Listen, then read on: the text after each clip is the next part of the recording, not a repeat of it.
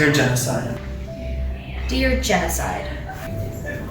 Dear Genocide. You ravished our nation for almost 3 decades, and during that time took countless innocent lives. We who were once a group of 2 million are now virtually non-existent, all thanks to you. You have worked your way into the leaders of our corrupt country, making them cruel and wicked. You gave us a precursor, letting the foreigners use our country as barracks and then carpet bombing our people, thought to be Viet Cong. Our benevolent saviors who knocked the crown from his throne soon turned to wicked dictators, but that was not yet your arrival. What started out as discrimination and unfair taxation turned into denial of our rights. You manifested yourself into our new leaders and sent us plummeting into war.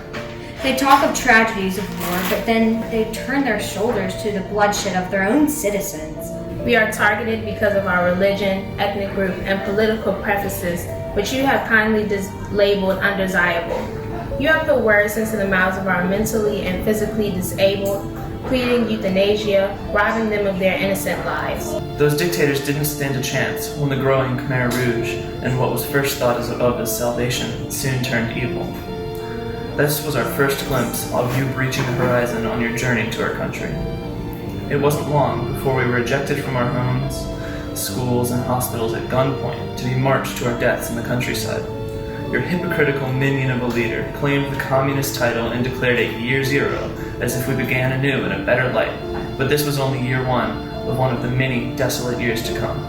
The terror of war was but a mere tapestry used to cover the true horrors being committed on their own people. Families were taken from their homes, their loved ones, and forced onto convoys, sent into the desert with no chance of making it out alive. But you called this a resettlement program.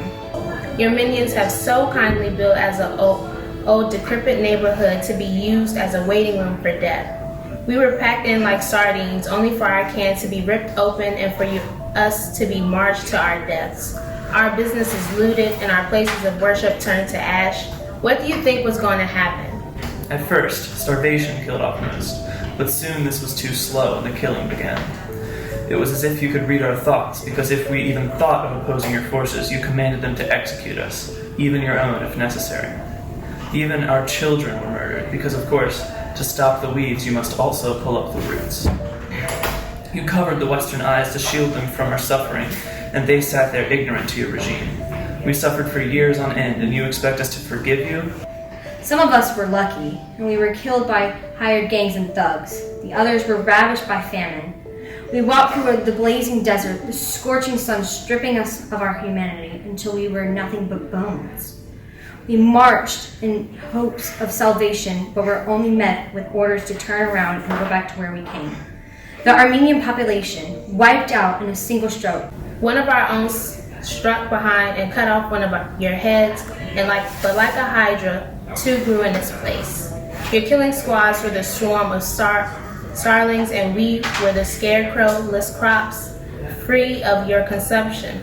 We pleaded you to return all of this to the torture shop you got it from, but you said all transactions are final. After all of this, you then promised, Never again? never again? Never again. Hatefully, the Cambodians. Hatefully, the Armenians. Hatefully, victims of the Holocaust.